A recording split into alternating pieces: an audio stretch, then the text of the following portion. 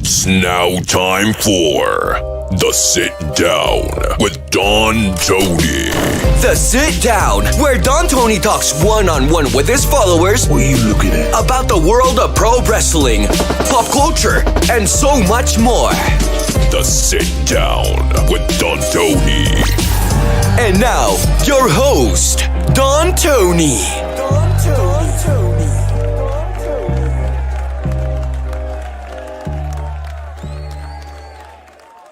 All right, I kind of feel bad because few people requested this, but we can't tell people live when Revolution is on to not post results. If something important comes up, if somebody makes a return, and we might have at least 2 returns tonight, if it happens during a live show, this is not spoilers. If it was pre-recorded and it hadn't aired yet, then I could see it, but I can't stop anybody from not talking about Revolution if something big goes down. I apologize, but we're in real time and it's happening as we speak. So I want to welcome everyone to the Sit Down. It is Sunday night, the 9th of March, 2025. Hope everyone is having a good weekend. Me, as you could see, it's a little hot in here. I actually just finished about a half an hour ago installing a brand new toilet. The toilet that we had was about since 1999, 26 years old. And it just sucked. I had to change toilet paper from 3-ply to 1-ply. It always seems to be clogging. And, I just decided, you know what? It's not difficult to change a toilet. I watched a bunch of YouTube videos and I went on Amazon and, did it about a half hour ago, and I'm going to christen that son of a bitch later on. So, I tell you, the funny thing is, the reason why I didn't get one for like the last 10, 15 years was because I was always under the impression to conserve water, that they use less water. A lot of you with your shower uses less water like it did 30 years ago. Your dishwashers use a lot less water like it used to. So I always thought, it's normal for toilets to not have that much water to go down. And I always found myself, even just not even doing number 2 to be disgusting, but you put a little bit of toilet paper, you blow your nose once or twice, you throw it in the toilet and you flush it and it doesn't go all the way down. Remember Owen Hart, the nugget that... so I just thought it was normal. And then I started watching videos. It was like, holy shit, what the hell am I waiting for? So the one that I got, somebody's asking, is the Cadet 3 by American Standard. There is a cheesy YouTube video up that's about 15 years old. And they show this guy flushing all these crazy things down this toilet. He flushes 3 cell phones at the same time. He flushes about a half a dozen hot dogs, the footlongs. He flushes 10 or 15 golf balls. Everything's going down. And I'm like, it can't be. It can't be. Now, unfortunately, he did it in a warehouse where whatever went through, it fell in a bucket so he could retrieve it. I'm not going to start throwing my cell phone down the toilet and flush it. How am I going to get it back? So, yeah, that's what I've been doing. So how you all doing? As you saw in this in the title, and that's not going to obviously stick, but I changed the title a couple of times tonight because it seems like this Carmella situation is getting a lot of traction. And it is definitely going to be a conversation that Kevin and I have tomorrow. And the funny thing was, I had posted a preview on Twitter and I got a nice DM from someone, we'll keep the person's name anonymous, and asked me to remove it because it really painted Carmella in a big negative light. Now, my opinion is my opinion. I'm not going to be like one of these whack jobs and wish injury to her. But, I was very nice in return. I said, sure, no problem. I mean, people, they want to tune in, they tune in. It's fine. But, here's the thing. I don't know if you've paid attention to this. And we're not going to spend much time on it tonight because, this show's about all of you. you tell me what you want to talk about tonight. I saw somebody already sent in a super chat about Jade Cargill, Naomi, and Bianca Belair, and I have a few things to say about that. If you tune into the news report from last night, it kind of hints of where I'm going with this. You know what? Let's open up with that. Let's just open up with that really quickly. Who sent this earlier? Let's see. Big shout out to, one sec. Here we go. Big shout out to Tommy D. Naomi's explanation to Bianca about attacking Jade was weak. As I said yesterday, Rikishi, 20 some odd years ago, I did it for The Rock. Now, Naomi, I did it for Bianca. Was it weak? No, I don't think it was weak. I think the problem is, and are we ever going to see footage? Isn't it interesting that there's footage of Raquel Rodriguez and Liv Morgan, and that's it? Now, yes, if Naomi recorded that footage, she's not going to do a selfie and beat up Jade Cargill and say, look, everybody, look at what I'm doing. But there's obviously in storyline security cameras in the parking lot. I have a feeling, guys, I might be wrong. Do you all get the same vibe that I am? We ain't getting no footage. I mean, and you know why I think we ain't getting any footage is because of something that I said yesterday on the news report. Jade Cargill is a monster. She is a superhero, physique-wise. She is just tremendous, in size, and she's intimidating. And WWE wants to position her to be that kind of superhero. And the thing is, how is it, even if it's a cheap shot, how is it going to look that Naomi was able to wail on her that bad? Plus, what did Naomi do? Put a nylon bag over Jade's head so she wouldn't see Naomi's face? I mean, if you get jumped and you get your ass kicked that bad, are you going to be like, no, leave me alone, stop? Like, you're going to open your eyes and be like, you bitch, you cunt. I don't think I've used that word in about 10, 15 years. Like, how did Jade not see her? So you think about it, I don't think we're going to see footage.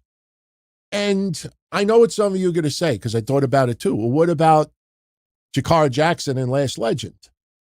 Well, what you do is Naomi has backup now, because Naomi cannot take on Jade Cargill by herself.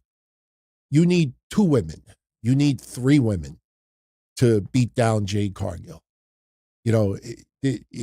That's really what they don't want it to come across that one girl, Glow, was able to beat up Jade Cargill in that capacity. And again, how do you cover up the fact that Jade didn't see any of it? I mean, if it was one shot, if they would have done remember how Jade was positioned on the hood and the damage to the car? This was not just one shot and out. This was a wailing. And how do you show that? How do you show it? Unless they show that Jakara Jackson and Last Legend were part of the attack. But you know what the loophole, you know what the big problem with that is? And it's a big problem. Bianca and Naomi fought Jakara Jackson and Last Legend for those tag titles after Jade's attack. And Naomi was beating up Last Legend and Jakara Jackson.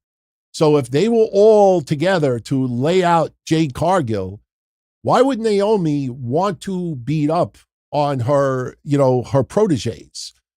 You know what I'm saying? Or if you kind of want to be like the early 1900s Black Sox scandal, you go back and you look at those matches and Naomi kept tagging out right away, or Naomi looked like that she was, almost giving it up early.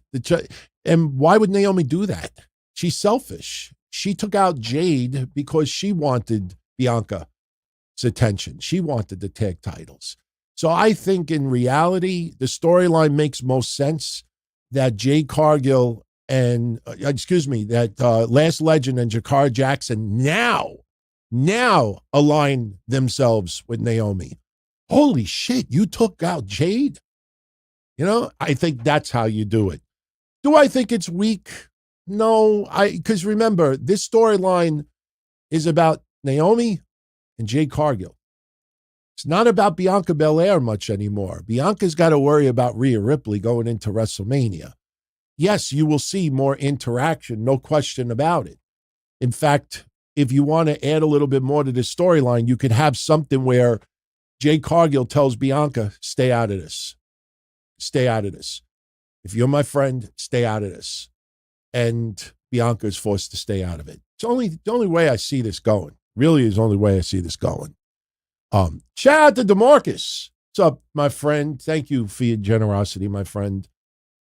DeMarcus says he's very excited to be going to the SmackDown after WrestleMania. John Cena will be on it. Gonna see Cody for the 4th time and John Cena for the 1st time. But why is Cena showing up to 3 Raws and no SmackDowns before WrestleMania? You think he pulls double duty? Well, I said something on the news update yesterday. I should have been clearer. No one's complained yet, but I'm waiting for a slew of people to say, DT, what are you talking about? What I had said yesterday was, do you notice that this is now 2 premium live events that John Cena was on and did not say anything in the media, the press conferences? Now, what I meant by that was he took no questions. If you remember the Royal Rumble, I'm going to read a statement. And he read his statement, and he left. Royal Rumble shows up, mic drop, and he left. Sooner or later, John Cena is going to have to answer some questions. And during the Royal Rumble to Elimination Chamber time frame, John Cena was not on TV pretty much at all. So they pretty much are trying to do this storyline with as little talking as possible for now. Sooner or later, John Cena is going to open his mouth. A lot of people think we're going to get a little bit of Thugonomics returning. I don't know if we'll get that. I think we should. I think we absolutely should. But, the thing is, like DeMarcus said, John Cena was advertised for 3 Raws. Cody is on SmackDown. Why is John Cena going to show up on 3 Raws from the middle of March to the first week in April if SmackDown is where the champion is? That tells me one of 2 things.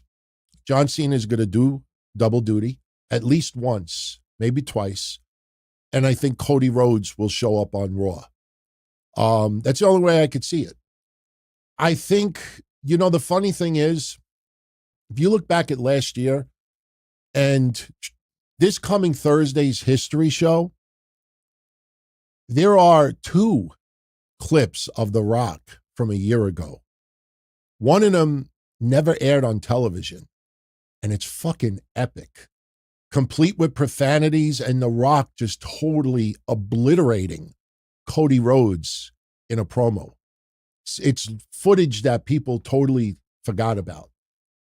If you go back a year ago, there was a shitload of back and forth between The Rock and Cody Rhodes. In fact, most would say that there was more back and forth between The Rock and Cody Rhodes than there was Roman Reigns and Cody Rhodes. Roman absolutely had interaction, but nowhere near the amount that The Rock did. I have a feeling this year we're going to see far less interaction between John Cena and Cody Rhodes.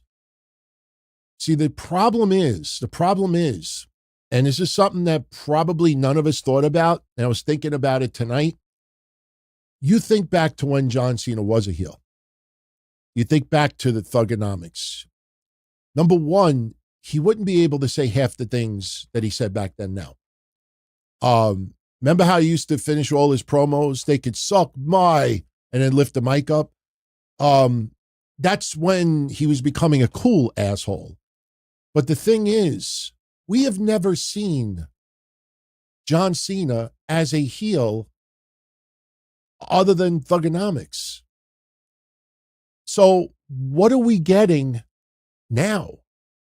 You know, I hope everybody tuned into this past Thursday's history show, because I played a clip of an interview that John Cena did a year ago, and John Cena talked about turning heel and aligning himself with The Rock, who had already turned heel. And John Cena talks about, I think, 2015, that they were this close of him turning heel. And they had new gear, a hybrid of his music, and it sounds tremendous. And then the funny thing about it was they thought about merchandise, they thought about Make-A-Wish, they thought about a whole bunch of other things, and John Cena's like, yeah, this is not a good idea. And they didn't do it. So do they go forth with what they were going to do 10 years ago? That's the question. But if you really think about it, we have not seen John Cena as a heel outside of wearing sports jerseys, acting like a Vanilla Ice Marky Mark ripoff, and being a condescending, vulgar asshole. So this is going to be interesting, and that's why I have a feeling we're not going to see anywhere near a level of interaction between Cody and Cena like we did last year with Rock and Cody. Yes, there will definitely be interaction. There has to be. There's no question. But I think they are really, really going to be careful. They are really going to be careful. And listen, I already expect this. We're going to get something on Raw where John Cena is going to go in the ring. Before he says anything, the fans are going to chant, "You sold out, you sold out." And before John Cena could really get into his shit, fucking R-Truth is going to come out. Somebody's going to come out, like, how could you do this, John? Look at everybody out there. They love you. They this, that. And then John Cena will beat the fuck out of him. It'll be Otis. It'll be R-Truth. It'll be Akira Tozawa. It's going to be somebody like that. Be prepared. Be prepared. I'm very curious to see what they do. But I think John Cena will double duty at least once, maybe twice. And I think Cody Rhodes will show up on Raw and have a pull apart. Definitely a pull apart, no question. So that's where I see some of this going. So Joseph Ramos is asking my thoughts on that jackass Travis Scott with the stiff shot. I don't have much to add than what Kevin and I said on last week's Elimination Chamber and last Monday, because we talked about it in depth. I'm still, the interesting thing about it is I'm still not 100% positive that Travis Scott busted his eardrum. Dave Meltzer was the only person reporting that, and I contacted a few people that I trust. One is a media guy, and one actually works behind the scenes. And both of them said, as far as I know, I haven't heard anything about that. Not saying that it happened or it didn't happen. Look, I'm not a fan of, S21 says Cody had cotton in his ear. Yeah, they see what's going on in net. They see what's trending, and you put something in. Do you think Cody truly needed to put a visual cotton ball in his ear? Could have put an earplug. Could have put nothing. All right. They see the net and they play off on that. So that I don't buy it because I saw a cotton ball. And with all due respect to Dave Meltzer, whether he is right or he's wrong, I hope to God he was not watching SmackDown and Cody came out with an eardrum and he's like, aha, fuck all of you. You thought I was wrong. Aha, look, the cotton ball. Nah, they see what's going on in that and they play into it. There's so many other, and listen, what do you think a cotton ball does? Do I have cotton balls around? I don't have cotton balls around. I stick a cotton ball in my ear. Am I going to suddenly go deaf? Is it going to block all the noise in my room? If anything, it's going to look stupid. And I don't buy the cotton ball. The cotton ball is too much of a visual. But this is my final thoughts as of right now about Travis Scott. A year ago, and this is kind of what's fun about doing the history shows also. I was doing research for the last 6 years of wrestling. And I got to 2024 and I'm going through all my notes and I'm examining, I'm looking at results, and I'm looking at all the stories, I'm looking at all my shit. And I find that a year ago, Travis Scott showed up on Monday Night Raw. It was a guest sitting at ringside, and he was doing the DX crotch chops, and Triple H gushed over him immediately. And apparently shortly thereafter, they had discussions. Hey, would you want to do something with WWE? And it led to now. Travis Scott, as people have reminded me, is not my kind of music. That's not part of my life, but it is part of a lot of other people's lives. And I'm not going to criticize the excessive auto-tune because, again, growing up, even DJing, one of my favorite genres of music was techno.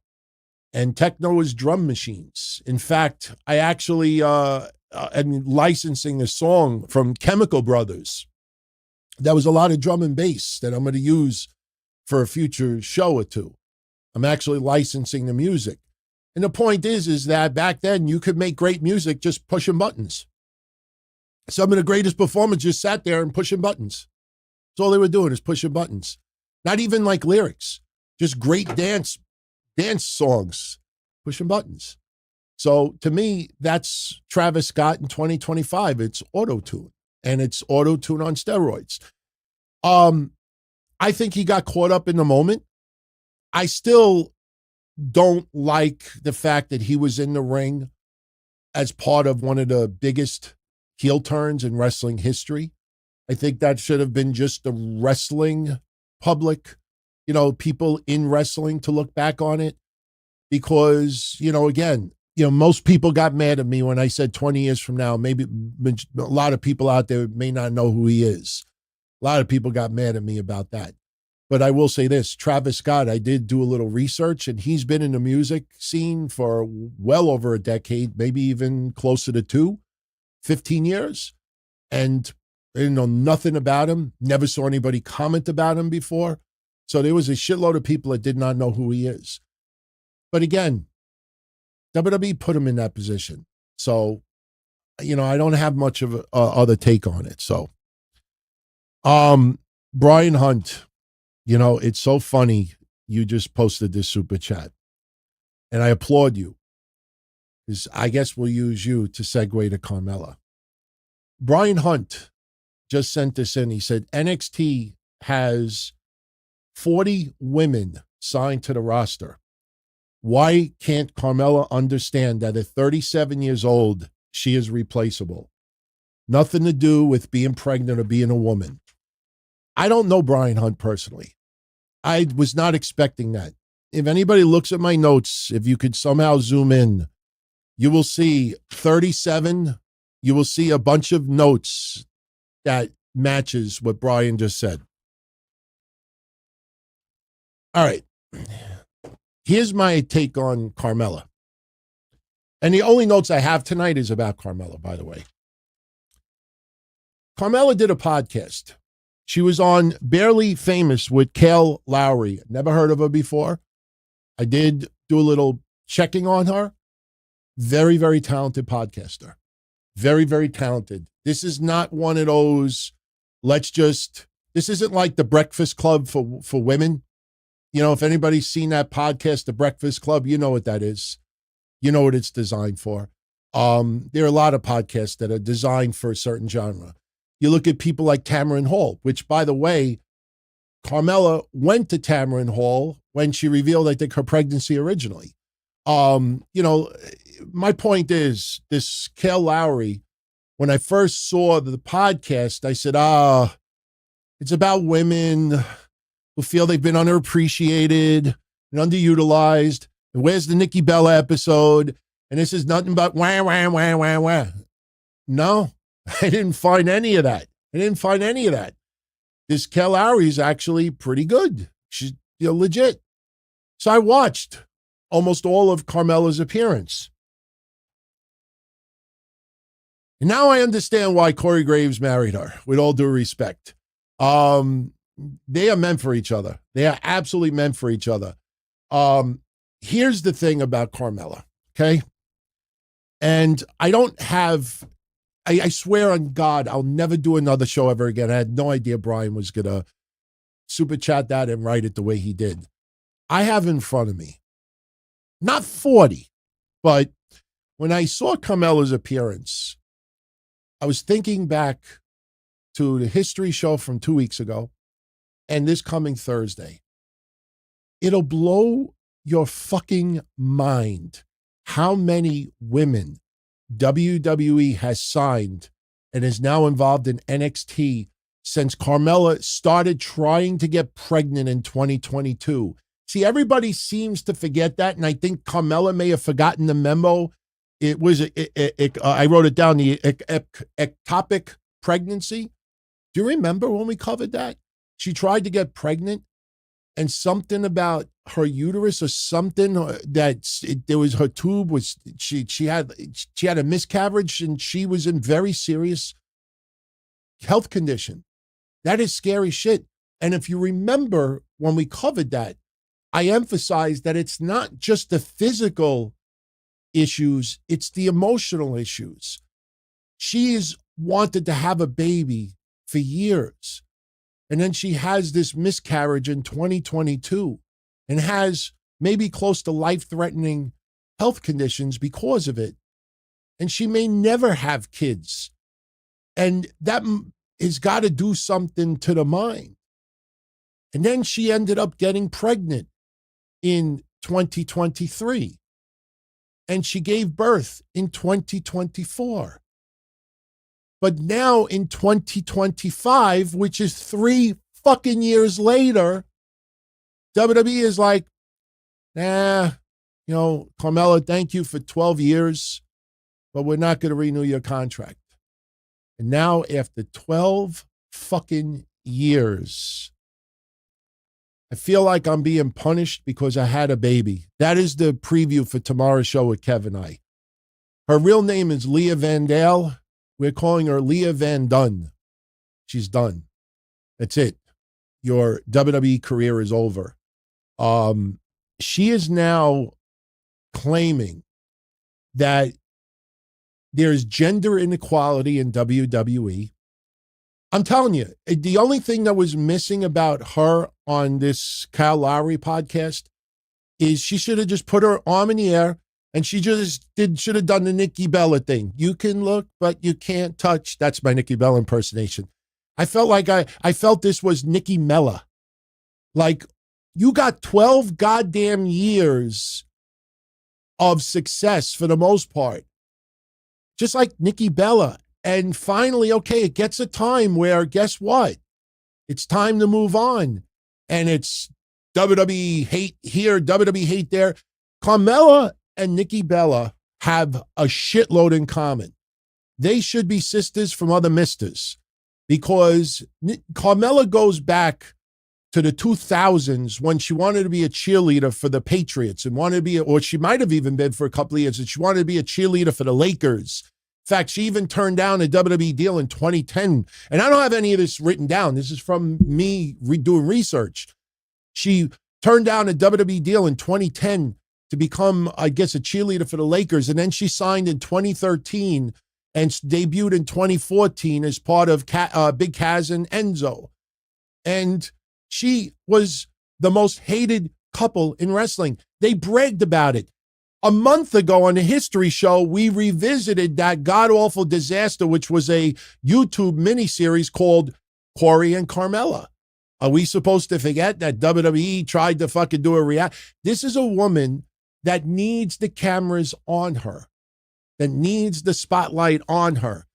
And if you really, and this is where I took my notes, and I don't even think I need them.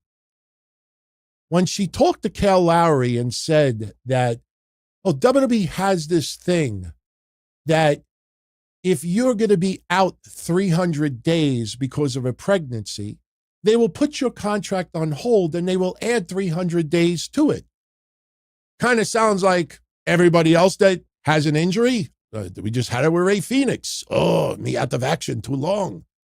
Tony, let me go. No, we added time to your fucking contract. Carmella, I say this with nothing but sincerity. Did you read your fucking contract when you signed it? It was all in your contract. It is in your contract about pregnancy. She is an independent contractor. She's not even an employee of WWE. And WWE paid her for the entire time that she was out pregnant. And WWE gives 7 additional weeks, which Carmella, in the insurance business, which I've been since 1998, that is called paid family leave. She got 7 extra weeks of paid family leave, maternity leave, whatever you want to call it. And then she says this, and this is, I had to copy this down. She says, after further explaining the post-pregnancy issues she suffered, she revealed that her WWE, this is great, WWE unfroze her contract 7 weeks after she gave birth. It's in the fucking contract. You're given 49 days of maternity leave after you give birth. So what does she say? And listen, no other podcaster is going to bring this up. And honestly, I'm not saying it to be a jerk because they're not in the insurance business. But she says that without warning, they reactivated her contract 7 weeks after. She had no idea her contract was reactivated. Is WWE supposed to call you every 2 weeks and give you a contract refresher? When WWE sent her a letter and told her, listen, this is how we handle this, and it's a refresher of what's in our contract. WWE did not do anything wrong here. Oh, and by the way, I forgot. WWE's under new management. It's under new ownership. A lot has happened since you've been gone for the last 3 years, Carmella. And the thing is that after 12 years of having a career and positioning herself as the most hated couple in wrestling, her character was, for the most part, an asshole, a conceited rich bitch. Well, guess what? You do have a lot of fans, but you're 37 years old. WWE has signed an insane number of women since you have been out for 3 years. Your time is gone.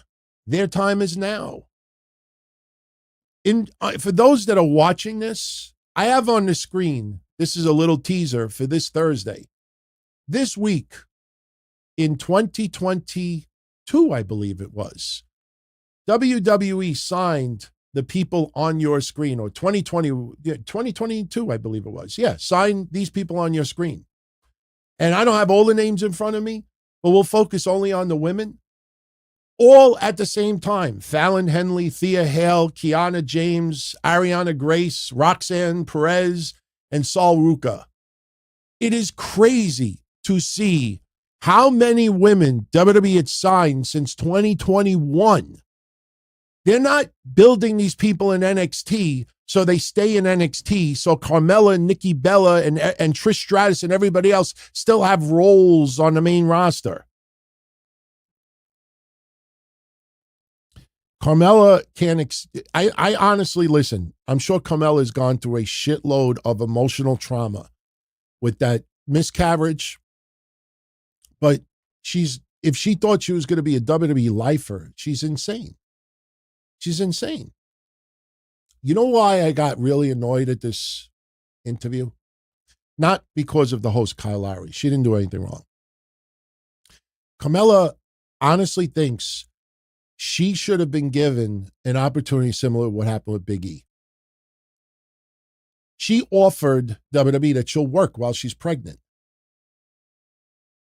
Let me say that again. She offered to WWE that she would work while she's pregnant. No, I don't mean wrestling, but she would have done interviews. She would have done talking pieces.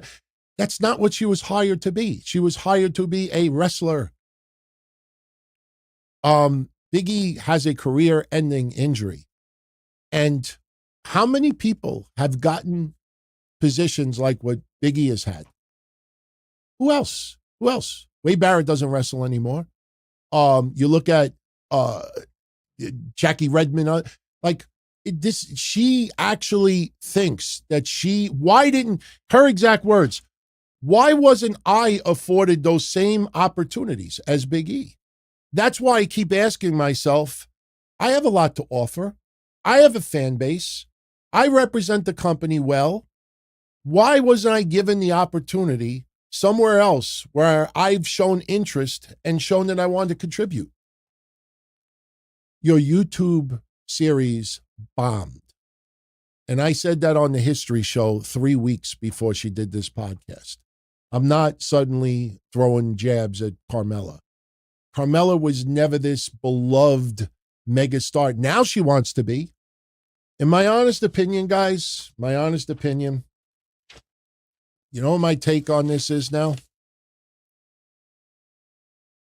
Her comments on WWE was a bat signal to Tony Khan. I want a job in AEW. WWE, gender inequality. When people get pregnant, why don't they get the opportunity? Oh, that certainly feels like, Tony, please hire me. And Tony Khan will think he's the superhero, will put back on the little cape, drink his sippy cup chocolate milk, and he'll think that he righted the wrong. Just like he righted the wrong of, let's not forget. A couple of years ago, we talked about it recently on one of the other shows. How Tony Khan, if you go back a couple of years, Tony Khan tried to right the wrongs of some people who were mistreated in WWE. If you watch this interview, if you haven't already, keep in the back of your mind, this certainly sounds like, hey, Tony Khan, look at what WWE did to me. I still have a lot to offer. I still love wrestling. I have a fan base. I. Hire me. I'm telling you. Mark my words. If Carmella truly can still offer something in the ring, Tony Khan will absolutely hire her, and Tony Khan will actually think that he will be doing, fuck you, WWE. See, I righted the wrong. Fuck you, WWE. And you know what WWE will say? Here's good. Just like this infamous article by one Ella Bennett, who should have got some type of a prize for the stupidest story of 2024. AEW triumphs over WWE in securing top wrestling free agents. When Tony Khan thinks that he did a good deed, WWE will just look at all the people that they have signed in the last couple of years. Sorry. I appreciate what Carmella has done for WWE, but this bitterness, WWE, honestly, they ain't bringing her back. Why would they bring her back? Why would they offer her anything? And, again, you ask yourself, I said this a week ago before this interview. And listen, a week ago I said, I didn't think Carmella would throw WWE under the bus. Who was I wrong? But I said something else a week ago. I don't know if anybody remembers.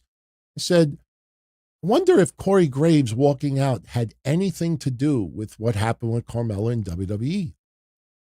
Now, after this interview, I think to myself, I wonder if Corey Graves was like, man, they forced my wife out. Now they're trying to force me out. They're putting me on NXT. Fuck this shit. And he went home. And he went home to be the superhero for his wife. You see, I'm in your court. And then Carmella was like, yeah, but honey, you still have a job. We need money for baby food. We need money for bills, electric, utility, gas, food, insurance. We need money for my coach bags. We need money for my Maserati. So get your ass back to work. Listen, I'm just saying it to be lighthearted, but she thinks that WWE ghosted her. She actually used the word ghosted. By the way, that is my poor attempt at making Triple H as a ghost spitting water in the air. It's the best I could do, guys, the best I could do. I don't get paid very well. So, yeah, she accused WWE of ghosting her for real. Somebody didn't give Carmella the memo. And you know what the problem is? And I say this sincerely. This is a problem also in wrestling sometimes. I guarantee you that some of her closest female friends in wrestling, instead of sometimes giving a little bit of truth medicine and being honest, say, listen, Carmella, blah, blah, blah, blah, blah. No, girl, you stand tall. You're right. You're this, you're that, you're this. And that's a problem also in today's society. Sometimes people don't want to hear, they call truth medicine. Nobody gave Carmella truth medicine. And the problem is, in the social media world, you'll have 100,000 people that will make Carmella think that she's still this 25-year-old, brand new, future superstar that could still cut it. She probably thinks she's, what did they use for? Oh, pioneer. She thinks she's a pioneer because that's what's been put in her head for countless times. So, yeah, you go, girl. You go, girl. You tell them. How many WWE women currently on the roster do you think sent a DM and said to Carmella, you go, girl? No, I don't think many. I think a few of them are like, hey, hon, thinking about you. Hope everything is well. You know I love you, girl. And then that's it. So tomorrow, I know Kev has a shitload to say about this. Oh, and tomorrow, we're going to read about 35 women that WWE signed over the last couple of years. We're not going to include the women that, have not made it yet or looks like they may not make it. We're going to bring up 35 names that are either killing it, on their way, or have definitely started finding their groove. And Shawn Michaels recently even said that he seems like the women pick up wrestling better than the men. And I get why, because women, it's more about the athletic part of it. And yeah, I could see that. But when you start thinking about this, Carmella wanted 35 reasons why she is no longer needed. We're going to give them tomorrow. It's nothing personal against her. I listen, I wish her nothing but the best. And honestly, I hope she goes to AEW. I hope she fucking breaks the bank in AEW. I predict she will be in AEW a lot sooner than you think. Based Beerus says he always liked Carmella. Yeah, listen, I don't like this attitude now that, WWE gender equality, am I being fired because I'm pregnant? No, you're being fired because you're 37 years old. You're 12 years into the business. You've been out for 3 years. It's under new management. It's what have you done for me lately? And there's about 35 to 40 women that pretty much can replace you. Sorry. You look at others who have left that got pregnant. You look at Lacey Evans, you look at Becky Lynch, you look at, Maria Kanellis was a little bit of a different situation. But even Dawn Marie, I think Dawn Marie probably has the best argument of them all back then. But again, this is TKO Group Holdings. This is Endeavor. This is not the Vince McMahon WWE anymore. She is replaceable. What is a character now? What is a character? The Real Housewives? Because listen, when I don't watch it, but my wife does, but I'm forced to walk past the TV when I want to go get something to drink. But she watches the Real Housewives of whatever. Every single one of them look like Carmella's. The only difference is some are fat, some are Italian, some are black, they look the same. A little bit too much plastic surgery, a little bit too much cover up, talking about all their shit. It's kind of like what Last Legend's original character was, like Wendy Williams when she first came to NXT.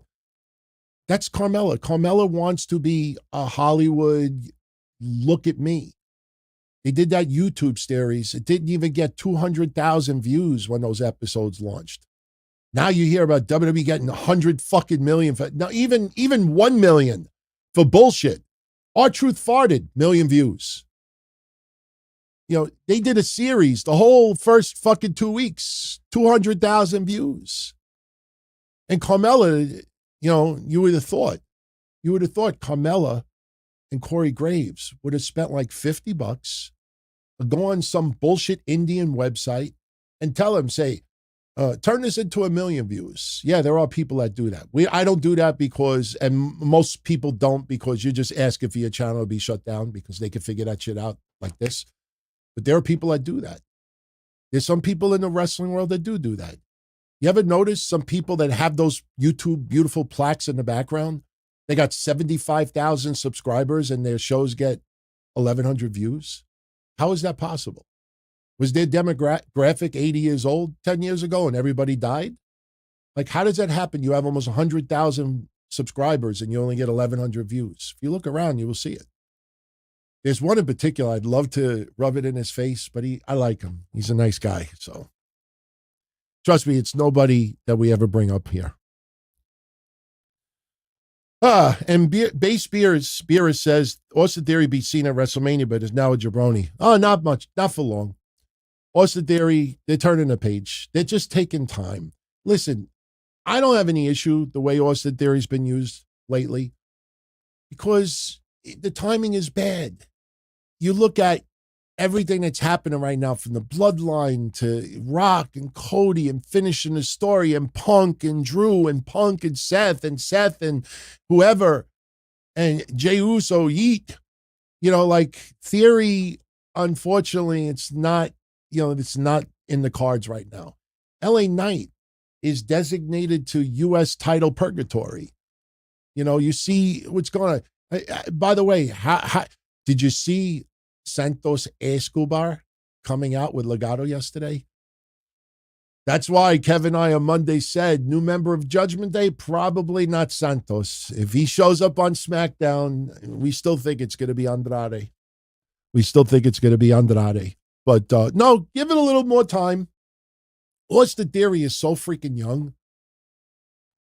They got plenty of time, Austin Theory. And you know what the thing is with Austin Theory? I don't know exactly how much, but I've been told by more than one person the last couple of years, Austin Theory does not get paid a boatload of money. It's not like, why are we spending this money on this guy?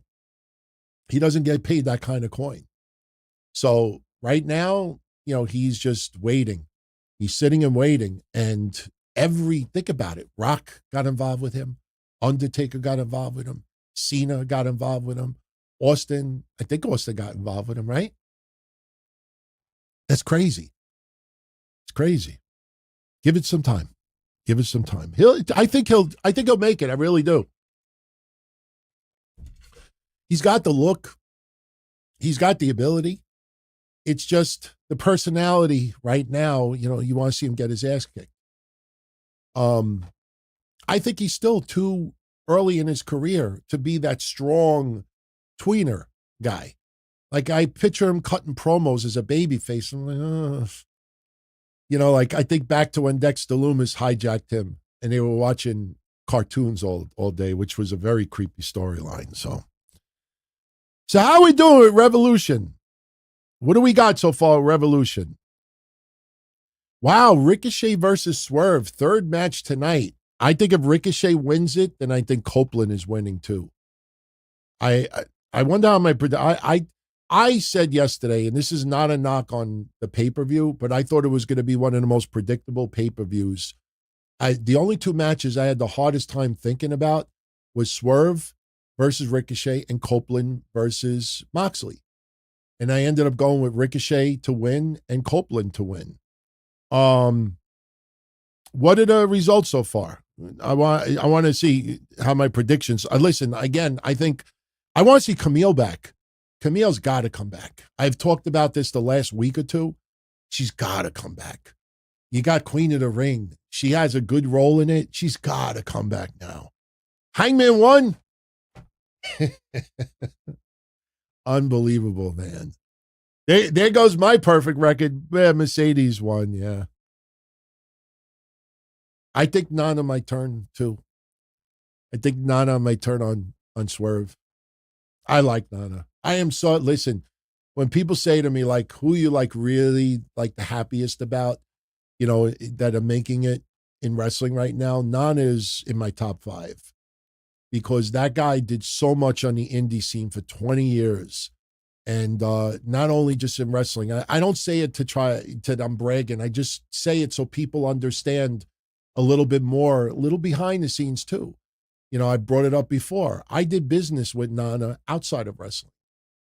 I don't want to say get too deep of what Nana used to do, but he was in the banking industry. And we did business together for a couple of years. And, he's just genuinely one of the nicest people I ever met in wrestling. And I swear to God, I've been saying that years before he became, a more popular name out there. He definitely has earned what he's getting. Still, it would be interesting. I don't think Nana should turn though. I think Samantha Irvin. If you're gonna bring in Samantha Irvin, you do it tonight.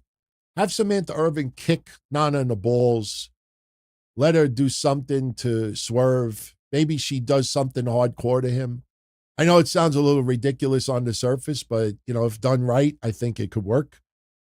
And then you have to have Samantha Irvin and Ricochet standing in it. I know this sounds perverted, but it'll just rub everybody the wrong way. You have Samantha Irvin in the ring with Ricochet, center of the ring, and they start doing tonsil hockey in front of everyone, where everyone's like, no, because they don't normally do that. That's what I would do. But will it happen? No idea. But I hope Kamille comes back. If not tonight, she's got to come back Wednesday. She's got to come back Wednesday. If she doesn't come back by next Wednesday, then she's done. She's done. I think you got to bring her back either this week or next week. Prince says that Nana just walked off on and flipped off Swerve. That's it. Middle finger to Swerve. Oh, well. He balled on Swerve, but unless Ricochet wins at this particular moment, maybe Nana comes back. Did the match end? Like if you're gonna like in storyline, if you're gonna walk off on your partner or whoever you're managing, like the match is gonna end like right after. Swerve pushed him and he walked off. Well, Swerve pushed him. I give Swerve the middle finger too. Don't push me. Fuck you. Good. Now you're on your own. Now you'll see how much you need me. So now Swerve's got to lose the match. He's got to lose the match. All right. We have a Byron Saxton comment here. Who sent this? Marcus sent this. I'm very surprised how Byron Saxton has positioned himself in the company. I can't do anything but applaud. He's really good at his job. Byron Saxton, you think about like, everybody forgets Tom Phillips' old nickname. Remember, was he the one that originally gave him that nickname, Mouthfuck Tom? You got to Google it if you don't know the story. I thought Byron Saxton would follow the footsteps of Mouthfuck Tom and end up just gone. I'm very surprised on how he has fit in so nicely in what he's doing. And the best thing about Byron Saxton is where needed, he can do an NXT show. He could do an Evolve LFG. He could even do a Raw or a SmackDown. He does pre-show, does post, behind the scenes interview segments. And plus Byron Saxton does more than just that. He is really fit in nicely. And I really, I agree. He's definitely, listen, there was a time where people could stand Byron Saxton. I don't remember if it was Raw or SmackDown, but I remember every week, get this guy off my TV. I remember they said that about Booker T. Some people still say that about Booker T, but I fucking think Booker T is priceless, man. He's good at what he does. He's not supposed to be polished. He's supposed to be the way he is. But Byron Saxton, yeah. I hope he stays with that company another 10 years. But my gut feeling is that if Byron Saxton exits in the next couple of years, it is going to be his choosing and because he's going to get an opportunity in Hollywood. I'm not saying him starring in a movie, but I could see him working the red carpet, interviewed. Oh, look, there's John Mellencamp. He's smiling. I could see Byron Saxton doing Hollywood stuff. If he ever leaves in the next couple of years, I bet you it's his choosing. And then he'll end up like Kathy Kelly, and he'll come back a couple of years later. Listen, Kathy Kelly's awesome. I'm glad that she came back to the WWE, definitely. Bob the Builder, what do I think CM Punk does at Mania? Does he get the main event? WWE will make sure to have co-main events. Co-main events will be emphasized this year. Jey Uso and Gunther, I believe, will close out night one. I think Roman Reigns, boy, that is a loaded night too, man. If you have Roman Reigns versus Seth Rollins versus CM Punk, that in itself could main event night one. Boy, is that a huge co-main event to do for a night two. They need one additional match to really tear the roof down. I don't want to see the mixed tag. Most people feel it's coming. I don't want to see it. I hope to God we don't see it, because that'll be more nostalgia, comedy. Oh, look, it's AJ. Welcome back. Oh, it's Becky. Welcome back. No, this is like a blood feud. Unless they get to rip hair out of their heads. And there hasn't been any real jabs towards each other. Becky tweeted and deleted last week, but that was more because of fan instigation.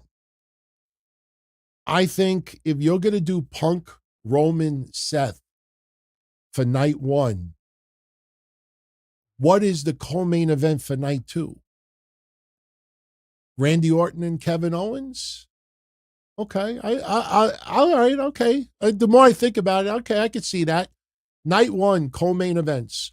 Punk, Rollins, Reigns, Gunther, Jey Uso.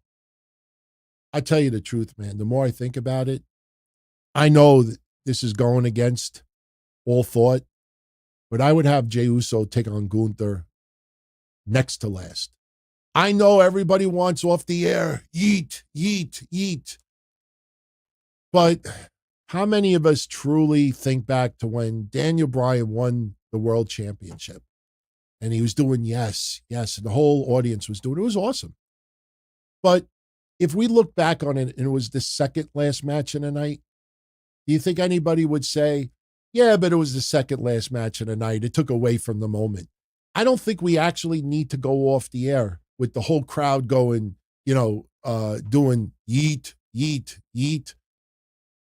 The more I think about it, Rollins, Reigns, Punk, close out night one. I would do that. And sorry for sounding like an asshole, but anybody out there that's saying, oh, the women should close out night one, shut up. Shut up. You have the women close out a night one or a night two because it feels like it's positioned for that. Not just because somebody has ovaries. S21 says Stephanie Vacker is the cutest woman alive. I am all in on Stephanie Vacker. She is quickly risen. That could sound so wrong, but she has quickly risen to the top of my favorites in WWE. I actually like her more than I like Julia. And it's not because Julia doesn't speak fluent English yet or anything like that. Stephanie Vacker, is just something about her. Like, she just comes off as like that, like put it this way. Like if you went to a restaurant with her and you had maybe 25-year-old CM Punk talking like an asshole, trying to hit on Stephanie Vacker in front of you, I think Stephanie Vacker would get up and just knock him the fuck out. Like any drunk guy you take her out to a sports bar, go out for coffee or something, and you got some, Italian Guido, hey, how you doing? Why don't you come over here? What are you doing with that jabroni for? I could see Stephanie Vacker just beating the fuck out of people. She just has that look like she don't take no shit. Trust me, I think Julia would twist me into a pretzel also, but I am in on Stephanie Vacker. Bob the Builder says the Charlotte Tiffany build has been horrible. It's just started. It's just started. I mean, honestly, it's more of a case where, you know, the problem with Tiffany is that you can't just like snap your fingers and she's a full-blown baby face. She got the rub from Trish. She got that little kick in the ass from Trish. Now you have Charlotte attack her on SmackDown, put her in the figure 8. So you got to give it more time. Honestly, it's better that it gradually builds because we're still almost, a month and a half away from WrestleMania? That's 6 weeks at least. Yeah, if it peaks now, it's going to get very bland in 6 weeks. So take a little time. I think that will be just fine. Do I think politics will play a part on who main events? No, I don't think so at all. Listen, I get it. It's a talking point. I get it. It's great conversation. I get it. It's ad revenue for the bigger shows out there. But I don't buy for a minute that there's this widespread, issues backstage, like wrestlers feel they're not getting raises. What the fuck are you talking about? Someone signs a contract for 2-3 years. No, you get a raise after a year. It's under new management. Everybody's making money. The people who do bitch are the ones who bitch 5 years ago, 10 years ago, 3 years ago, 4 years ago, 8 years ago. Anybody that feels that they should be used better. There's a bunch of Dana Brooks in the company. Always has and always will be. It's nothing new. But this mindset that the culture in the WWE is way down despite record profits, I don't buy that shit for a minute. And as far as WrestleMania goes, everybody knows what their position is. And no, I don't believe politics will play a part. If you want to say to me that politics will play a part in Mickie James being removed for season 2 of LFG in favor of Michelle McCool, I'll say, okay, I'll play politics with that. But no, I don't think politics. By the way, Zach Reyna says he misses my Harambe tribute from back in the day. Harambe, may him rest in peace. Harambe. Boy, that's a name from the past, Harambe. I got to pull that episode back up again. We got it. It's funny how, things happen and they become legendary, just moments. Even things that you don't plan. Trust me, when we had conversations about Harambe back then, it was not planned. Kevin and I barely ever prepare before a show. Sometimes I'll give him a list of topics so he gets an idea of what we're going to get into. And sometimes he'll send me like, look, can we talk about this tonight? Or let's talk about this tonight. But, we never run it down like, oh, let's talk about Harambe. It just happens. The match is still going on between Swerve and Ricochet. Ooh, wow. Swerve nearly broke his neck. Yeah, I don't buy the morale story. Just like I didn't buy the story about AEW with no production meetings. I had 2 people that worked there that said to me, it's bullshit. They don't sit down in this big oval table like Vince used to have where Tony's there with his chocolate milk sippy cup going. So what are we going to do amazing tonight, guys? What's the plan? They don't do that. They have individual people going over matches with everybody. Problem is, having ideas in the back are great. I think if AEW needs to improve something, they need to improve talking about what they're going to do in the ring. That's one thing that I could say that AEW does not do enough. Like, they should have done something with Thunder Rosa and Penelope Ford and Megan Bayne hours before, a day before, where they're all in the ring, empty arena. Say, all right, look, I'm going to roll in and, I'm going to pretend I'm going to hit you with the chair. And what do you do next? Do it in the ring. Try to figure out exactly what you got. Talking about it in the back is great. Listen, you're in the ring and I'm going to go out there and say, oh, that sounds great. Yeah, let's do it. Yeah. You got to practice it in the ring. Because this way, if you like, we might need to tweak something here. That's what AEW needs to do more. And they don't do that much. I'm a little surprised they don't do it that much. And I know that for a fact.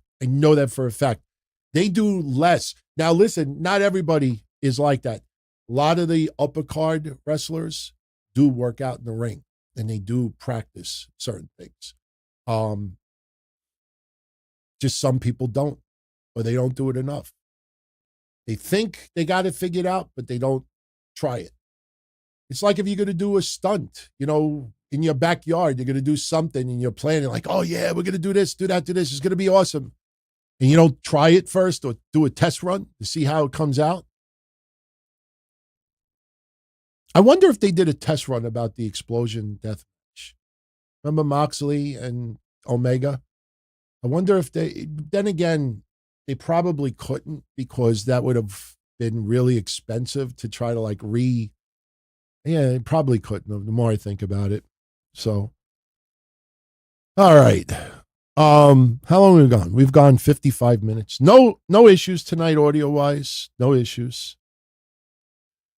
We'll probably go like 90 minutes. Tomorrow, Kevin and I will be live again. By the way, once again, thank you everyone for the well wishes for Kev.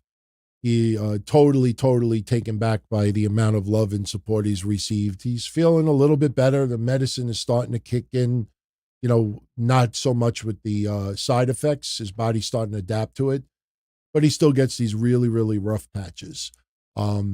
Thursday, he was able to do his Patreon show. In fact, I think he did like 2.5 hours, and he said he felt good. Yesterday, not feeling as great. And it's not because of the Carmella podcast too, but he's, tomorrow night, we'll talk about whatever's going on. We got a few things planned. We definitely have a few things planned. Shout out to Zach Rayner again. He's been listening since 2011. Now his 6-month-old listens to me every time. He's rocking him to sleep. Always love my honest takes. I'm the true OG. Good luck with the new toilet. I'm telling you, the toilet is awesome, man. I actually, no kidding. Here, I just to show you, this was not planned, just to show you, just to show everybody. Here, look. Hold on. Hey, look. Hold on. Here we go. Look. I even shot video. I was so happy. I was like, I'm going to shoot some video of it. I shot video of me flushing my toilet. It was so good. I was kind of surprised. Here, you let you hear it. It's filling up. I actually shot video. You know what was the funniest about my toilet that I had? You people, you'll get a kick out of this. And I swear I'm not exaggerating. My toilet was there before I bought the place in 1999. We changed the seat, obviously, but whoever lived there before, I don't remember the woman's name. She had an elderly mother, and it was small. I remember she was small, petite, and I never thought about changing the toilet back then, and it was like 14 inches high. It's like one of those toilets that are like too far down on the ground. And every time, since 1999, I would take it down. It'd be like this, like almost on the floor. It looked like I'm doing like one of those Indian squats or whatever. It was 14.5 inches off the floor. This one is, I think, 18 inches. So now I sit up. I'm like, this is great. It's great. Yeah, you flush it one time and everything goes down. I haven't christened it yet. I put it in 30 minutes before it went live. I was done. I changed my shirt. I washed my hands, and here I am. My parents are doing okay. My mom's breast cancer surgery was a success. They're going to Florida this coming Friday for 6 days just to clear my mom's head a little bit. And then when she comes back, she's got to go through a lot of pre-op because she's got to get plastic surgery done. Like I said, I kind of reveal a little bit too much sometimes, but thank you, Zach, again for that. I reveal a little bit too much sometimes, but my mom's chest is flatter than Kofi Kingston's. That's the truth. I mean, honestly. So she wants to get plastic surgery. So, all right. Speaking of New Day, wow, great segue. Speaking of New Day, Kevin Milwaukee. Thank you very much, Kev. Would it make WWE look bad if Xavier Woods said the New Day would not be going out to the ring on Raw because they'd rather have more fun playing video games? They could. They could. The problem is, I would do it in the back. I would do it where they're playing video games in the back, like, hey, you got a match. What are you doing? Nah, I'm not.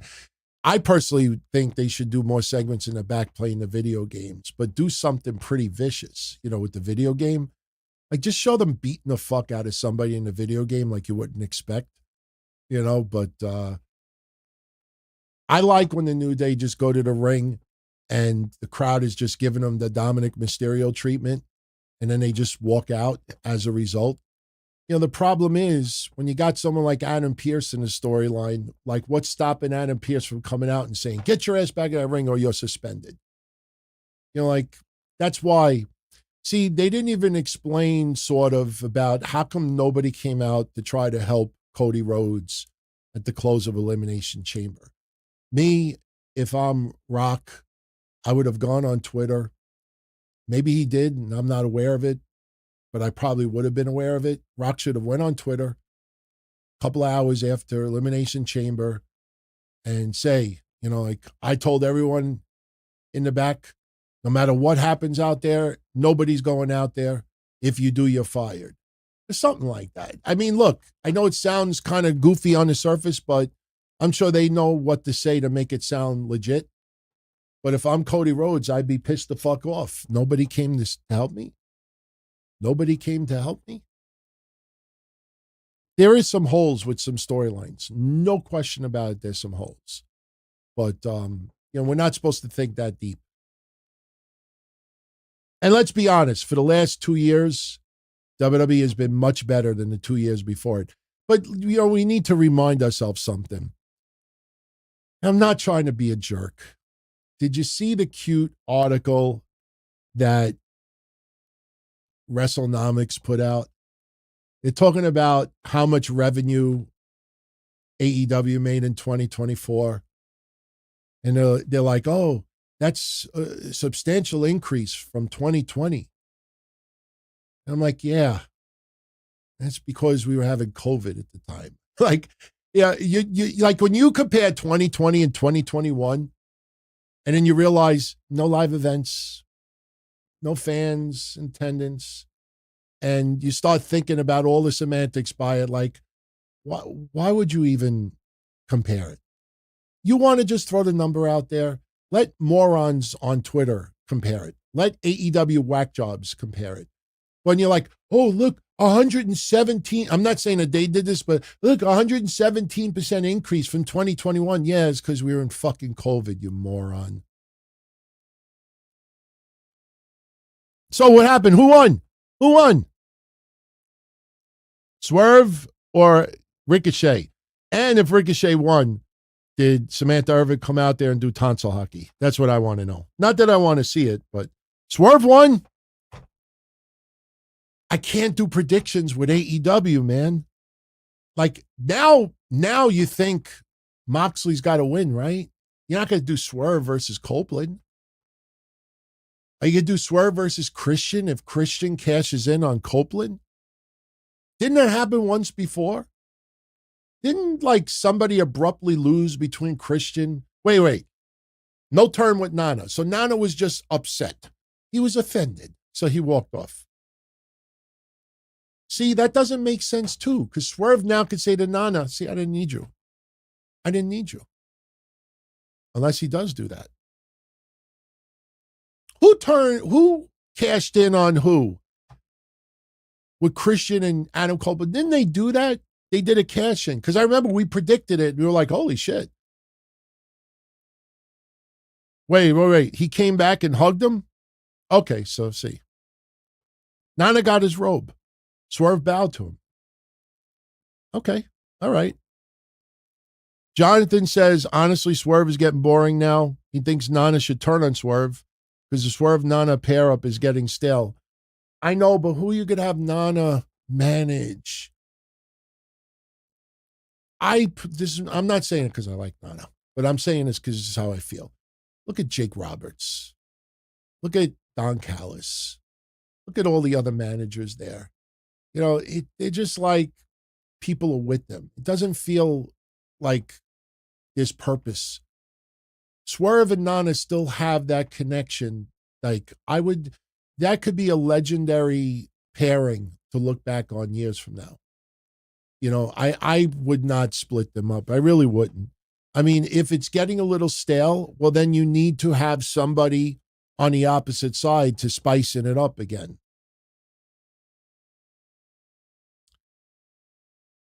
Magnificent Bastard says, Edge was a product of the Vince McMahon marketing genius. He's not organically that good.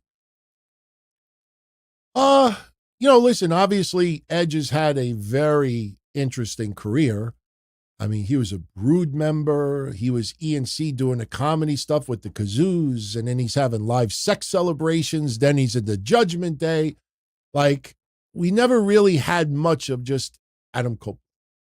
Like, we kind of did, but then his wife, Beth Phoenix, got involved. You know, that enhanced Adam Copeland. No question about it. I just can't get past the Cope thing. If it was a nickname, fine. But I just can't get past it, like Cope. I can't get past it. Christian is organically more over than Edge to some, but Christian, as I've said before, would not be able to say half the things that he says in AEW and the WWE. You know, half the things that Christian says in AEW, it's like if you really wanted to like piss somebody off outside in the street for real, like, are you going to get punched in the mouth? Like, you talk like Christian. But he would not be able to say half the things in the WWE. Just like MJF. There's a lot of things that MJF would not be able to say if he went to WWE.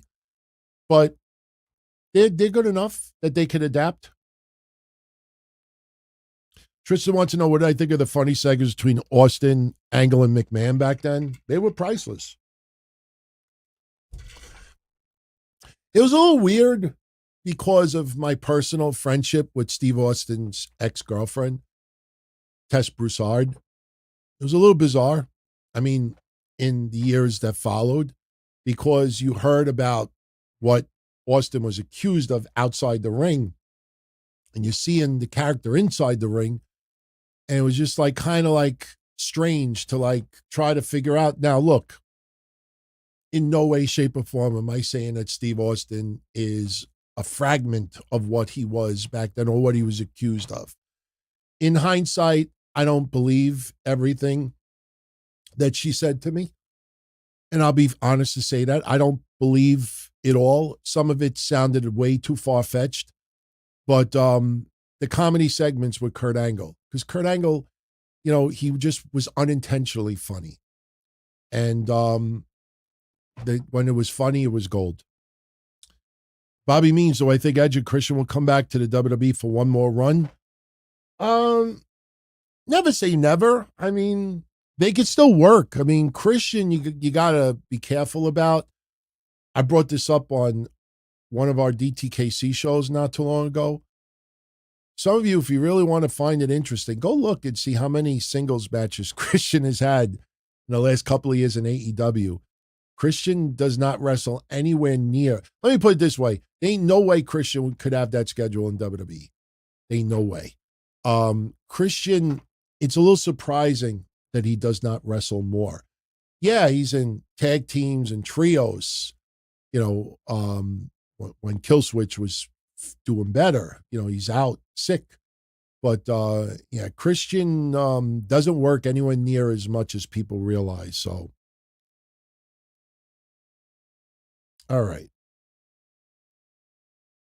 Jonathan is asking, when do I think Roman will collide with Rock? Now, given that Rock has chosen Cena as his champion, probably the end of the year. You might have to wait till Elimination Chamber next year or the Royal Rumble. I'm starting to see a pattern with WWE. WWE is treating the last 2 years like there's no tomorrow. This is the year that we got to throw everything on the table. And next year, they'll do it again with Rock turning on Roman. I don't think they do it early because you don't want it too far away from WrestleMania. I think when everything backfires with John Cena and Rock, Roman maybe gets involved in it in some way, shape, or form. And this leads to something next year. It's going to be next year. But you'll see the pattern. And you know it's very interesting. When I do these history shows now, it's kind of amazing. Almost a year to the day that similar things would happen. I'll give you a great example. Jey Uso versus Gunther. If anybody remembers, about a month ago, it was the year anniversary where Jey Uso took on Gunther for the Intercontinental Championship. And Triple H had put out an amazing hype package on Twitter leading up to that match on Raw. And it was amazing that almost a year to the day, they had Jey Uso win the Rumble and start interacting with Gunther. Now you look a year ago when they had, We Want Cody, and then Cody challenging Roman, and they set up the Mania match. It's almost exactly a year to the day to now. So it seems like the pattern now is around February-ish. Mid to late February is where WWE throws the big one out there. And then that starts the huge road to WrestleMania. So it's the last 2 years, it seems that's the plan. I don't see anything different this year, although I will say this. SummerSlam is going to make things super interesting this year because it's 2 nights. It's 2 nights. SummerSlam will now become the second biggest WWE event of the year, next to Saudi Arabia and everything else. But SummerSlam being 2 nights, that's a lot of shit to fill. That's a lot of shit to fill. So Goldberg will probably have his retirement match. We actually should start getting little seeds planted in very short order. They got to fill 2 nights. And SummerSlam is a lot closer to WrestleMania than WrestleMania is to SummerSlam. The SummerSlam is what, August? So right now, look, April, May, June, July, August, 4 months. Then SummerSlam's August, September, October, November, December, January, February, March, April. So we're going to get out of WrestleMania and in no time, boom, start building that road to SummerSlam.